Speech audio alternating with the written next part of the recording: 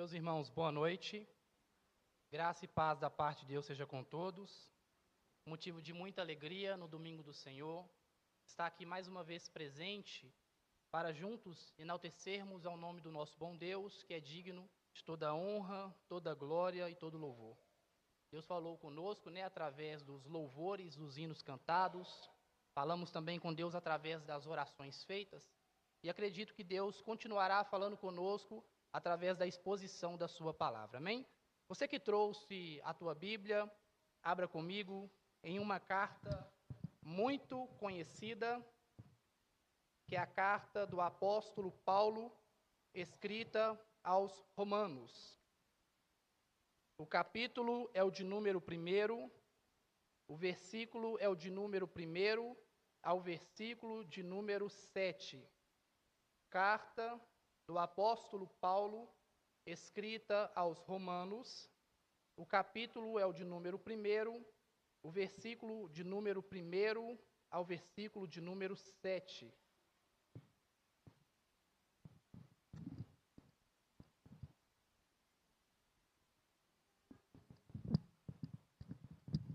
Quem for encontrando e querendo já se posicionar de pé para a leitura da palavra do nosso bom Deus.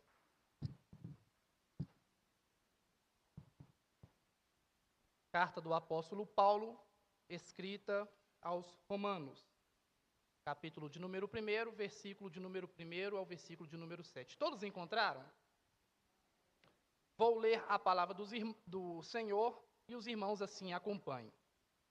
Paulo, servo de Jesus Cristo, chamado para ser apóstolo, separado para o evangelho de Deus, o qual foi por Deus outrora prometido por intermédio dos seus profetas nas sagradas Escrituras, com respeito a seu filho, o qual, segundo a carne, veio da descendência de Davi, e foi designado Filho de Deus com poder, segundo o Espírito de santidade, pela ressurreição dos mortos, a saber, Jesus Cristo nosso Senhor, por intermédio de quem viemos a receber graça e apostolado por amor do seu nome, para a obediência por fé entre os gentios, de cujo número sois também vós, chamados para serdes de Jesus Cristo. A todos os amados de Deus que estáis em Roma, chamados para serdes santos, graça a vós outros e paz da parte de Deus nosso Pai e do nosso Senhor Jesus. Vamos orar? Soberano Deus e eterno Pai, Criador dos céus e da terra, te louvamos e te agradecemos, ó Deus, por tudo que o Senhor tem feito e por tudo que o Senhor há de fazer. Agradecemos o Senhor, Pai, por este fôlego de vida ao qual o Senhor nos concedeu, ó Pai, e ter, ó Deus, a oportunidade de glorificar o teu santo nome. Agradecemos o Senhor, Pai, pelos irmãos que aqui estão, pelos irmãos, ó Pai, que hoje estão ausentes, mas estão, ó Pai, na congregação do Citrolândia. Te pedimos, ó Deus, que o Senhor também possa abençoar, ó Pai, aqueles irmãos, ó Pai. Pai, que o Senhor venha, Pai, falar, ó Pai, conosco através da exposição da Tua palavra, que cresça o Teu santo nome, que diminua a minha pessoa, ó Pai. E te pedimos que o Teu Espírito Santo venha trazer iluminação às nossas mentes para compreender a Tua palavra. Assim nós te louvamos e te agradecemos em nome de Jesus. Amém. Podei vos assentar. Meus irmãos, foi-me passado o convite para estar trazendo a palavra do Senhor na data de hoje, e eu tenho uma alegria enorme em poder expor a palavra de Deus. Haja vista que o Cleudilon, ele sabe disso, Muitas das vezes, quando os irmãos, o Hudson, alguém precisa, eu não espero ninguém levantar, mas eu já me prontifico para estar trazendo a palavra. E hoje também não foi diferente, que o nosso irmão e presbítero Altair precisou de estar na congregação e me pediu para trazer a palavra. E eu gostaria de trabalhar este texto ao qual nós acabamos de ler, e com o tema O Evangelho. Eu gostaria que já de início fazer duas perguntas para vocês que aqui estão, para os irmãos também que nos acompanham através das redes sociais. Vamos falar sobre o Evangelho. O que é o Evangelho? Haja vista que muitos vão olhar para mim e vão responder: o Evangelho é as boas novas. E se eu for fazer, então, assim, a segunda pergunta, vinda sobre o Evangelho, e perguntar o que este Evangelho ele faz, haja vista que muitos vão olhar e vão dizer que o Evangelho ele é o único meio para a salvação de Deus ao homem. Só que observando, meus irmãos, o texto ao qual nós acabamos de ler, nós vamos compreender que o Evangelho, ele é muito maior do que essas simples palavras que nós podemos usar para responder o que é o Evangelho e o que o Evangelho, ele faz.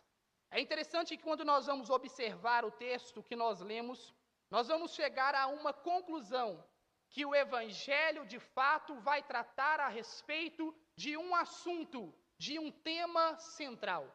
Presbítero Natanael, qual é o tema central? Qual é o assunto central do Evangelho? O assunto central do Evangelho, desde o Gênesis até o Apocalipse, é apresentar a pessoa de Cristo Jesus. Não existe outro ponto ao Evangelho trabalhar a não ser apresentar a pessoa do libertador dos homens que viviam e que vivem no pecado. Não somente isto, o Evangelho não vai tratar somente do ponto a respeito da pessoa de Cristo, mas o Evangelho também vai tratar a respeito do Deus Criador dos céus e da terra.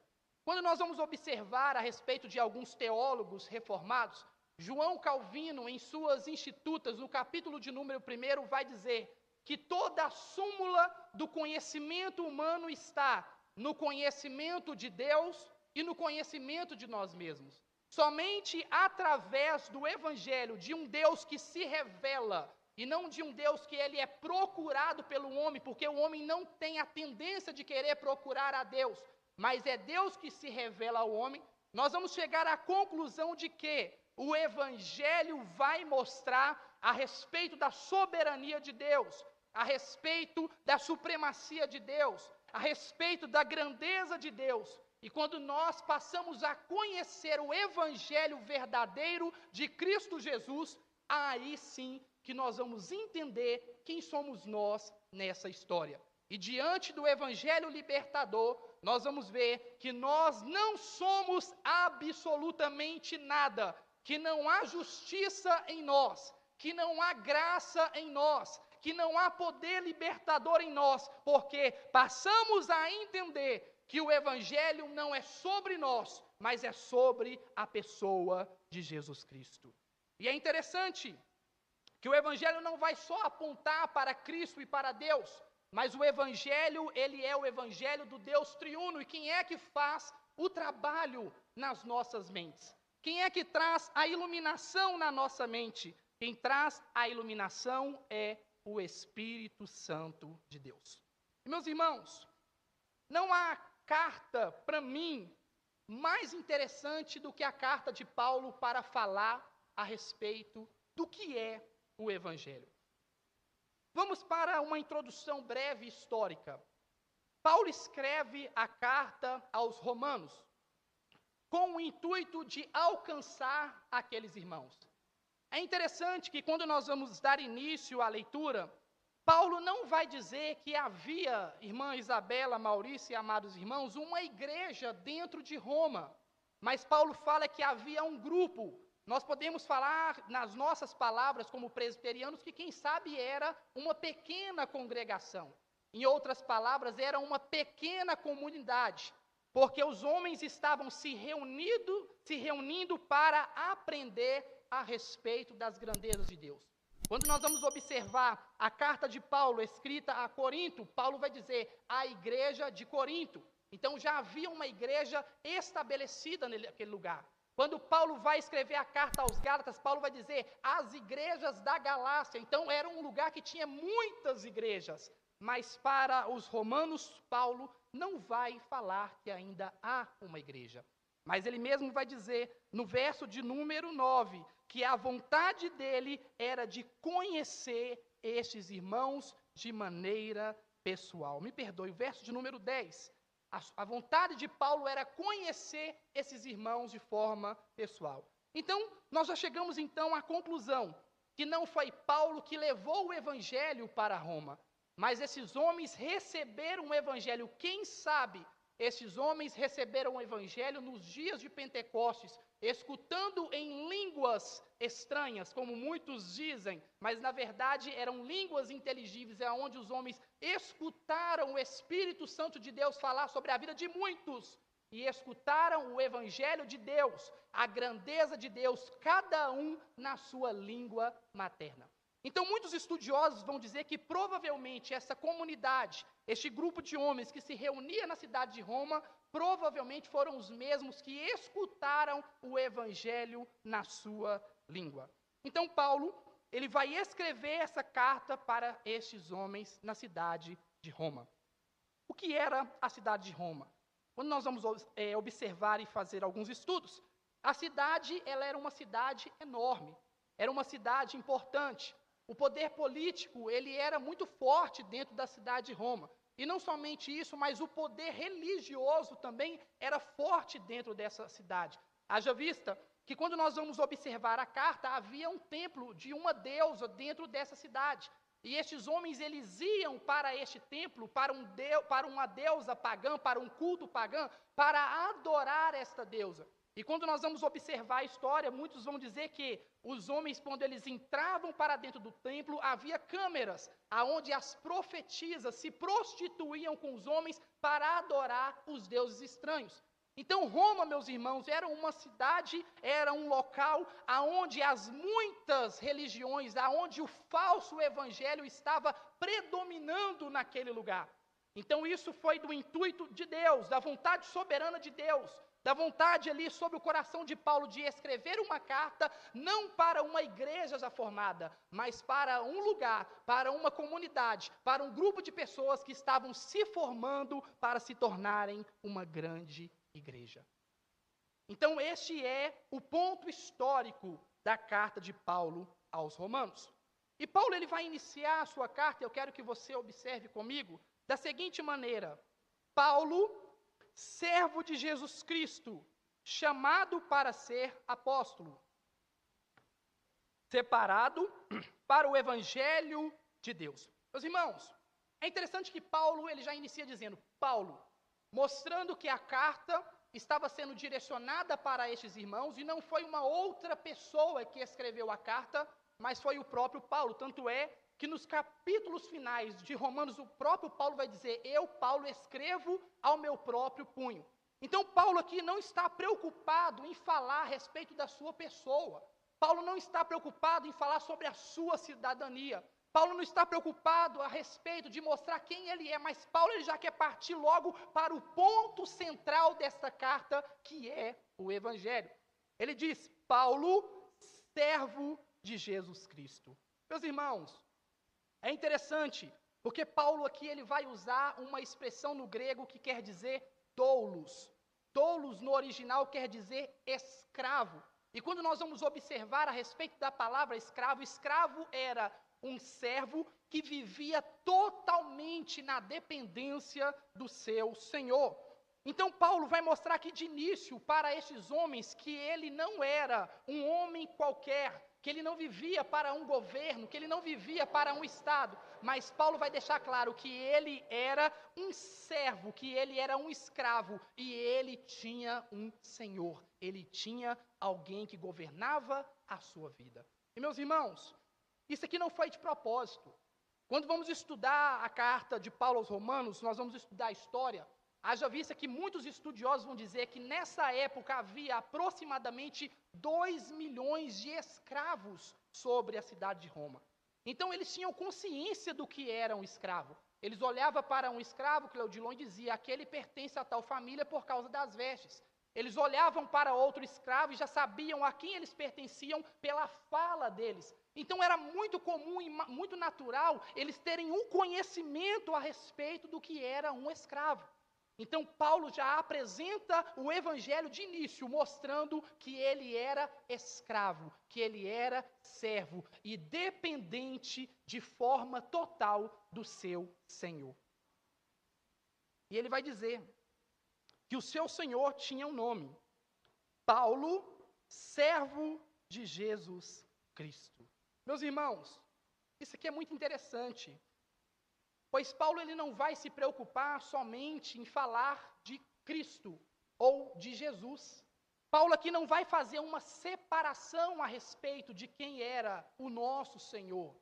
Mas Paulo vai dizer para os romanos que ele era servo de Jesus Cristo. Isso aqui, meus irmãos, é o segundo ponto, o segundo detalhe do Evangelho.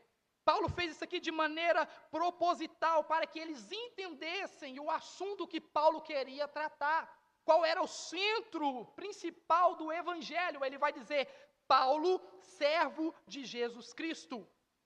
A palavra Jesus vem de filho ou filho de Deus, que quer dizer Salvador.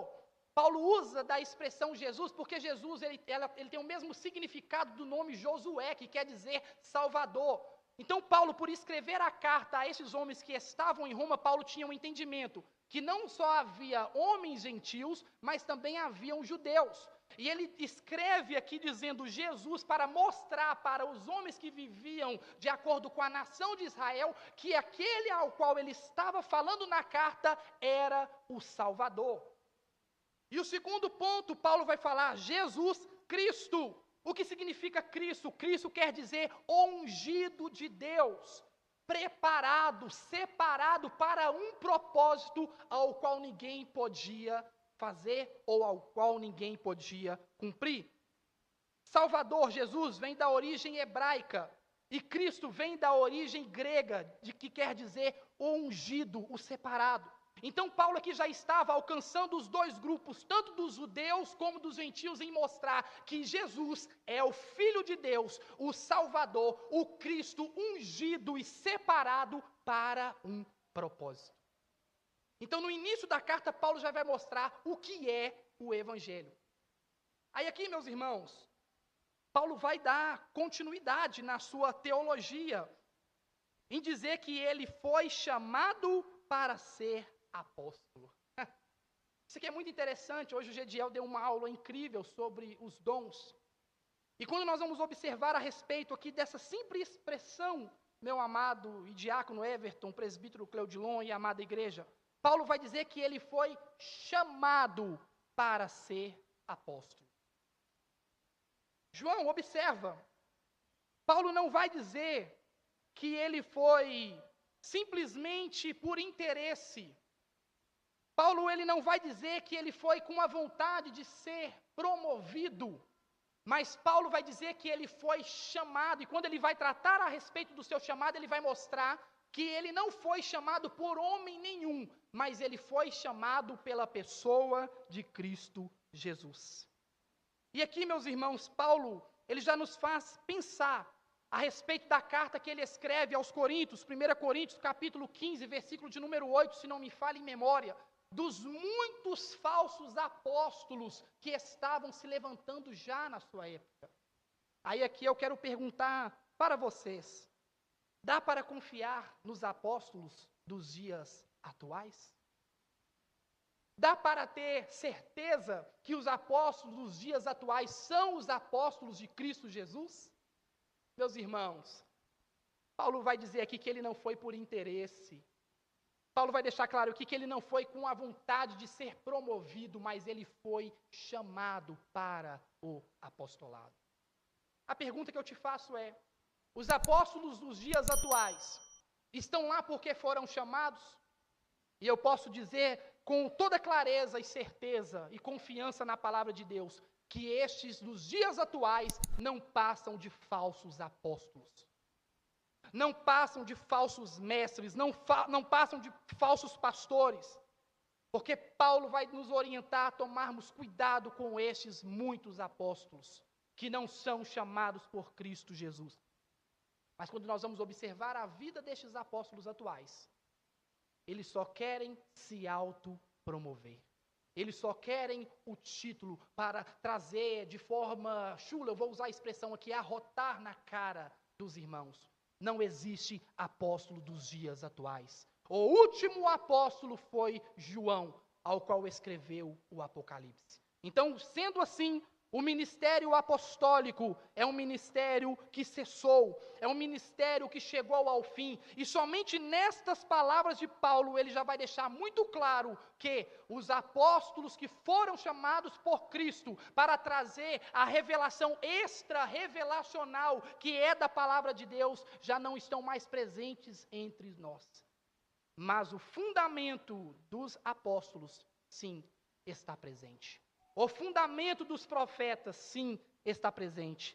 Isso está no livro de Atos dos Apóstolos, capítulo de número 2, versículo de número 42, que a igreja do Senhor, ela está fundamentada na doutrina dos apóstolos e dos profetas. Aqui Paulo já desconstrói esses apóstolos dos dias de hoje. Porque se eles forem de fato apóstolos de Cristo, então tudo aquilo que eles falarem passa a ser uma revelação. Então a nossa Bíblia ela não finalizou. Livros e mais livros tinham que ser construídos, escritos. Mas, de fato, meus irmãos, nós temos aqui a verdadeira doutrina. A doutrina dos apóstolos, a doutrina dos profetas, a doutrina de Cristo Jesus. O ministério revelacional cessou. E hoje nós temos o Espírito Santo que ilumina a nossa mente para entender esta revelação. Lucas, capítulo de número 11, versículo de número 35. E Paulo continua, Paulo, servo de Jesus Cristo, chamado para ser apóstolo, separado para o Evangelho de Deus. Aqui é o ponto central. Observa que Paulo, ele não vai dizer que ele foi separado para um evangelho, ou para algum evangelho. As palavras, meus irmãos, não estão aqui por um acaso, mas ele vai dizer que ele foi separado para o Evangelho de Cristo. O Evangelho de Deus, para mostrar para a igreja do Senhor e para nós nos dias de hoje, que o Evangelho que ele estava falando era o único Evangelho. Meus irmãos, não existe outros Evangelho. O Evangelho ele é único. O Evangelho ele é libertador. O Evangelho ele é transformador. O verdadeiro Evangelho, meus irmãos, de fato apresenta o Cristo, o nosso Salvador. Aí a gente volta à primeira pergunta que eu fiz aos irmãos. O que é o Evangelho? E o que o Evangelho faz? Agora já deu para ter uma ideia mais robusta, concordam comigo? A respeito do Evangelho? Agora quando for falar assim, Everton, o que é o Evangelho?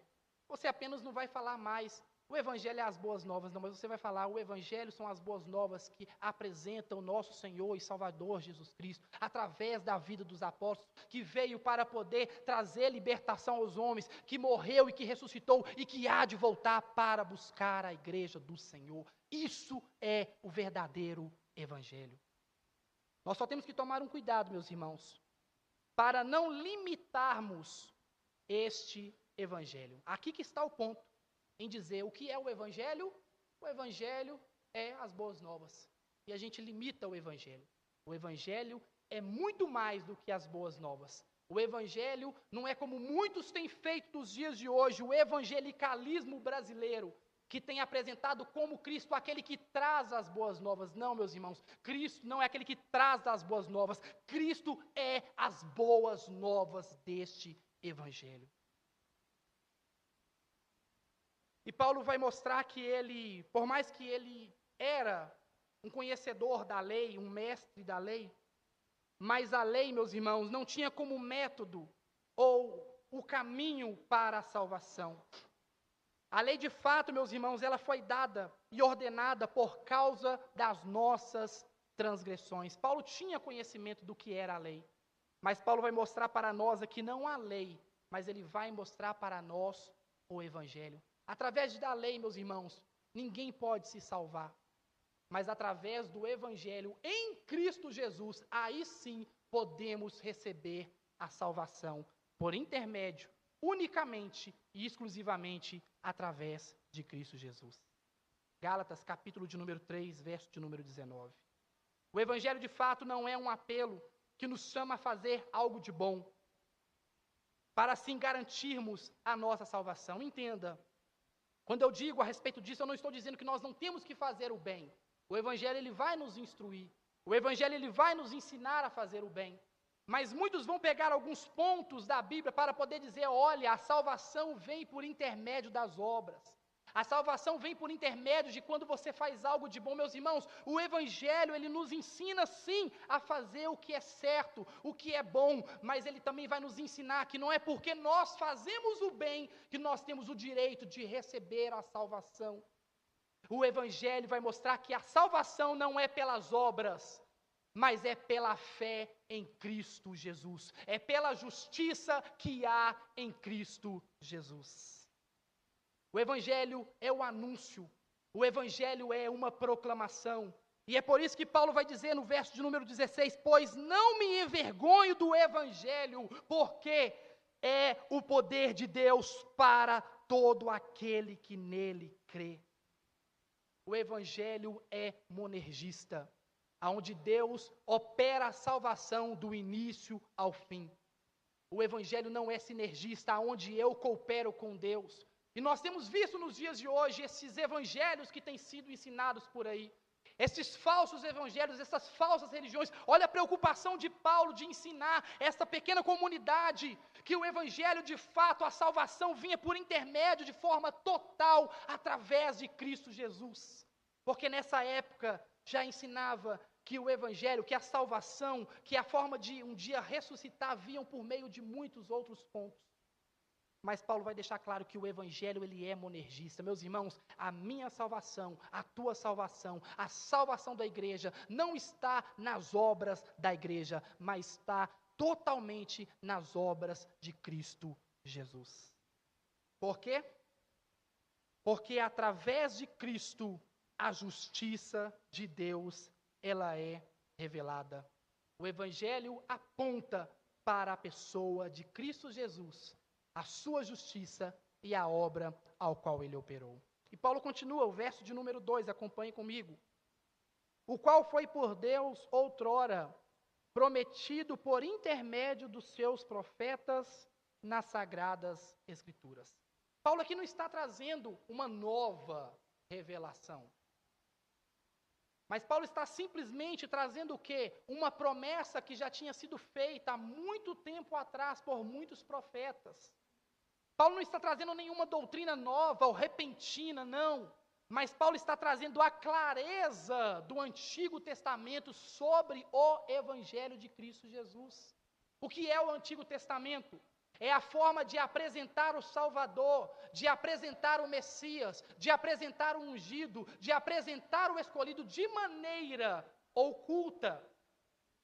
Mas agora, através do Evangelho, a luz vem sobre as sombras e os homens passam a entender o que os antigos profetas tinham falado ou proferido a respeito do Salvador. Meus irmãos, o Antigo Testamento aponta para Cristo Jesus. As palavras dos profetas apontam para Cristo Jesus. O nosso evangelho não é um evangelho dividido, mas tanto o Antigo como o Novo Testamento vai apontar para a pessoa de Cristo Jesus. Nós não precisamos de novas revelações. Nós não precisamos de novos ensinamentos vindo através de anjos, apóstolos e por aí vai. Nós precisamos e necessitamos somente. A igreja brasileira, a igreja do mundo afora, precisa e necessita unicamente através do evangelho da salvação. E aqui está este evangelho, que aponta para Cristo Jesus. Verso de número 3, ele diz: com respeito a seu filho, o qual segundo a carne veio da descendência de Davi.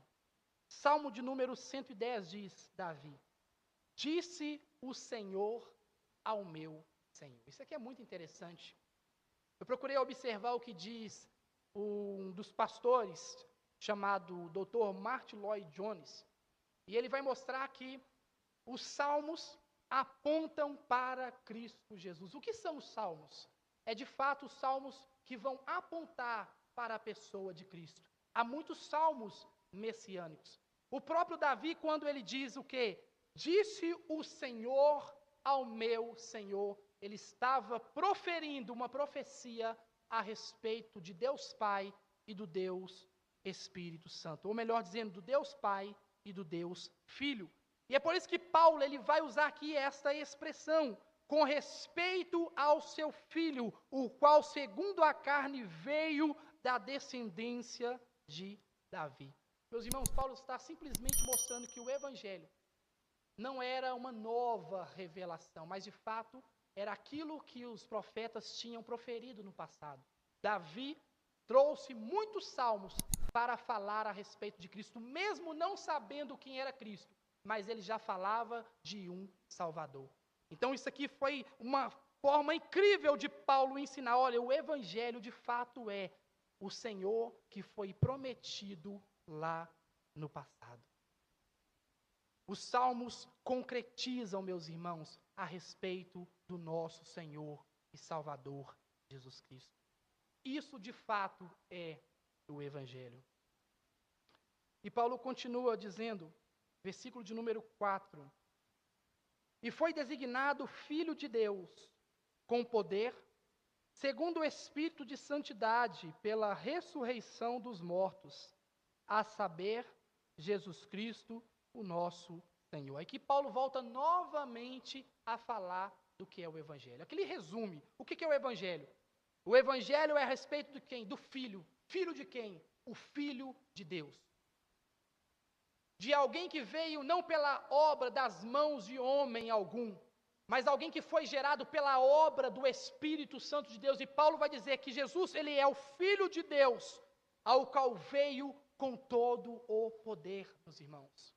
Sabe como nós podemos identificar uma falsa religião ou uma heresia? Ou como nós podemos identificar uma seita? É simples, basta olhar e ver se eles não vão rebaixar a pessoa de Cristo Jesus. E não somente de Cristo Jesus, né, Cleudilon? Mas a partir do momento que você vê que uma religião ou rebaixa a pessoa do Pai, ou a pessoa do Filho, ou a pessoa do Espírito, e tenta colocar com que os seus subterfúgios estejam no mesmo patamar, de fato isso é uma falsa religião. E meus irmãos, eu não tenho medo de falar isso aqui.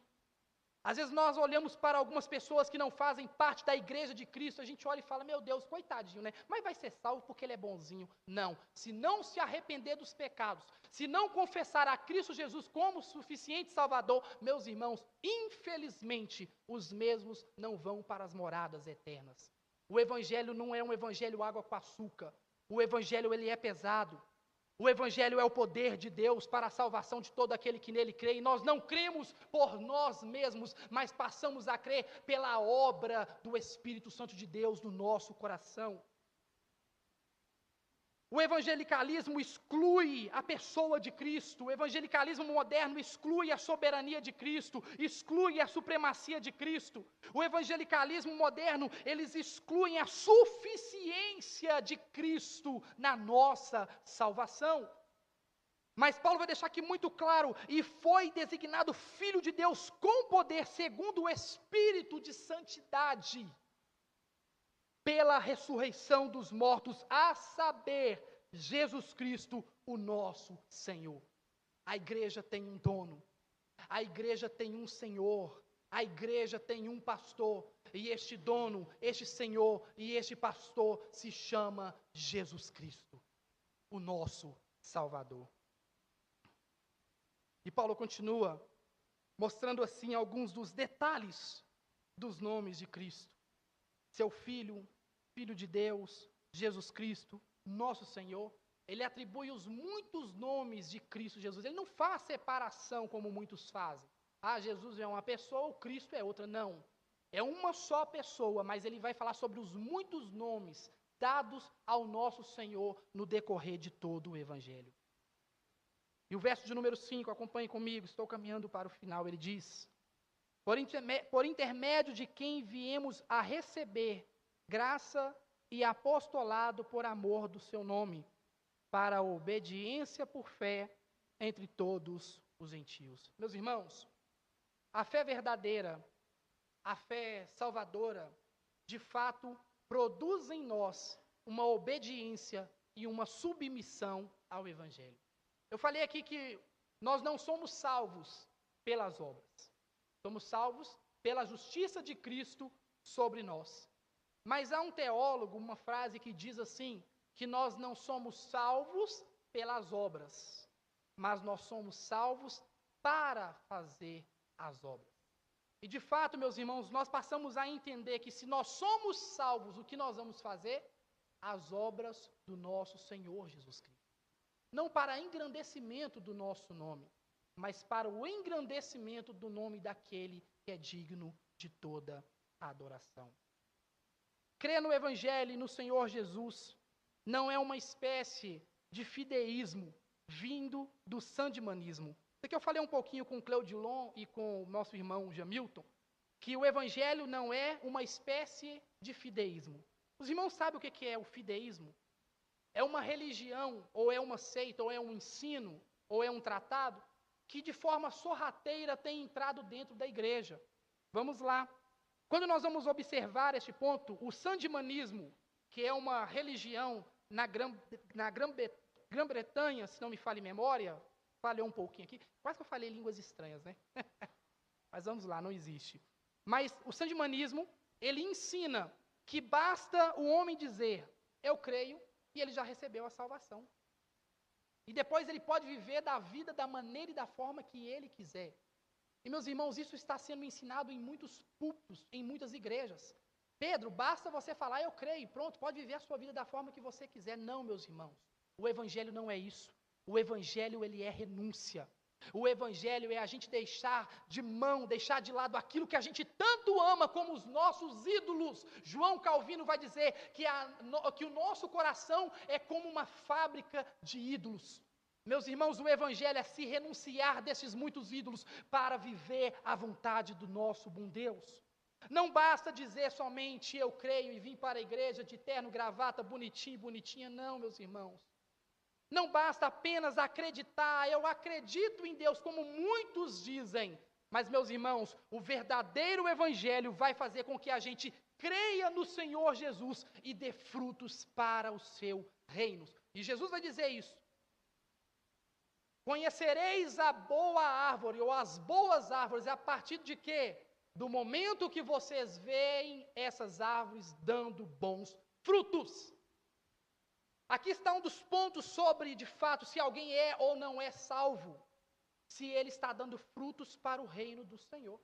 Tem muita árvore seca, dizendo que é salvo. Dizendo que é salva, mas não dá nenhum fruto para o reino de Deus. E, meus irmãos, esses frutos não são produzidos por nós mesmos.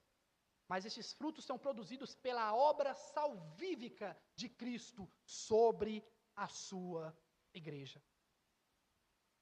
É por isso que Paulo diz, por intermédio de quem viemos a receber graça e apostolado, por amor do seu nome, de quem? Do nome de Cristo, para a obediência por fé entre todos os gentios. O verdadeiro salvo obedece à palavra de Deus.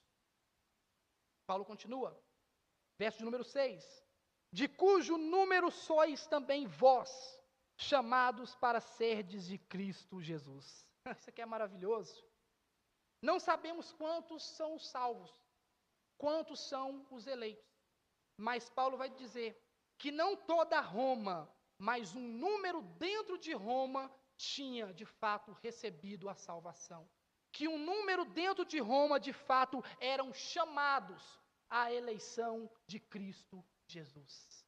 Meus irmãos, o nosso Deus não é universalista como muitos têm ensinado. Pois se ele fosse, não tinha necessidade de criar o inferno. O inferno, ele existe. O céu também, ele existe. O céu é destinado para o quê? Para os seus eleitos, eleitos em Cristo Jesus, predestinados antes da fundação do mundo. Mas aos réprobos foi criado o inferno. De cujo número sois também vós, chamados para serdes de Jesus Cristo. Chamados de modo eficaz. Que não é um convite de forma geral, como muitos têm feito nos dias de hoje, mas para alguns, conforme a eleição em Cristo Jesus. João capítulo de número 15, verso de número 16, vai dizer que não somos nós que escolhemos a Cristo, mas foi Cristo que nos escolheu. Santo Agostinho vai dizer algo sensacional. que não foi ele que amou o amor, mas o amor o amou primeiro. Meus irmãos, estávamos mortos em nossos pecados, em nossos delitos, mas através de Cristo Jesus e da sua obra, do seu evangelho, nós recebemos a graça, mesmo não sendo merecedores. É deste evangelho que a igreja do Senhor precisa. É deste evangelho que o meu filho precisa. É deste evangelho que os nossos filhos precisam. É deste evangelho que as igrejas precisam. É deste evangelho que o governo, que o Estado, que a nossa nação, a nossa família precisa. Não um evangelho água com açúcar, mas um evangelho robusto na pessoa de Cristo Jesus. Verso de número 7. Paulo finaliza com uma bênção apostólica. A todos os amados de Deus, que estais em Roma, chamados para serdes santos, graças a vós outros, e paz da parte de nosso Deus, nosso Pai e do nosso Senhor Jesus Cristo. E ele finaliza aqui essa saudação, esse prefácio, com uma bênção apostólica, mostrando que o Evangelho está na pessoa do Pai, pois o Pai é quem revelou a sua justiça em Cristo Jesus. E eu quero finalizar aqui com duas perguntas do breve catecismo de Westminster, que nós vamos passar a usar na nossa liturgia do ano de 2024, que é a pergunta de número 2 e a pergunta de número 3, que vai de fato dizer o que é o Evangelho. Pergunta de número 2, que regra Deus nos deu para nos dirigir na maneira de o glorificar e de nos alegrarmos nele? Meus irmãos, qual é a maneira, qual é a regra que Deus nos deu? Essa regra e essa maneira, Deus vai deixar muito claro para nós que é a sua palavra. E os sábios que criaram o catecismo vai dizer na resposta, a palavra de Deus que se acha nas escrituras do Antigo e do Novo Testamento é a única regra para nos dirigir na maneira de o glorificar e de nos alegrarmos nele. Não existe outra forma de se alegrar no Senhor se não for através da sua palavra. Não existe outra forma de prestar um culto verdadeiro a Deus, meus irmãos, se não for na sua palavra. E quando nós vamos observar aqui, nós vamos ver como muitas igrejas não têm prestado um culto verdadeiro ao Senhor. Têm prestado as muitas bagunças. Têm prestado os vários títulos que não são títulos do nosso Deus. Têm prestado louvores que não é para engrandecer a imagem de Deus, mas para engrandecer a imagem do homem. Têm criado muitas e muitas maneiras de se achar que está cultuando a Deus. Tudo fora da sua palavra. Não seguindo o princípio regulador do culto, mas Deus vai nos ensinar que a maneira de glorificar a Ele e de nos alegrarmos verdadeiramente nele, Ju e amada igreja, é unicamente e exclusivamente através do seu Evangelho. E a pergunta de número 3 vai dizer, qual é a coisa principal que as Escrituras nos ensinam? A resposta, a coisa principal que as Escrituras nos ensinam é o que o homem deve crer a respeito de Deus e o dever que Deus requer do homem. Meus irmãos, há uma maneira certa de crer em nosso Deus. Há uma maneira certa de crer na pessoa de Cristo e essa maneira está no Evangelho do nosso bom Deus. Não há outra maneira, Daniel. Não há outro modo, não há outra forma de crer em Deus, de se alegrar em Deus, a não ser através do seu Evangelho. E Deus também, Ele requer um dever de nós, que é a obediência à sua palavra. Coloque sobre os teus pés. O que é o Evangelho para você? E o que este Evangelho, ele faz para você? O que é este Evangelho para a igreja? E o que este Evangelho faz pela igreja? O que é este Evangelho para mim e para você que somos pecadores? E o que este Evangelho faz para você e para mim que somos pecadores? Oremos. soberano Deus e eterno Pai, Criador dos céus e da terra. Te louvamos e te agradecemos, ó Pai, por aprender um pouquinho a respeito da Tua palavra.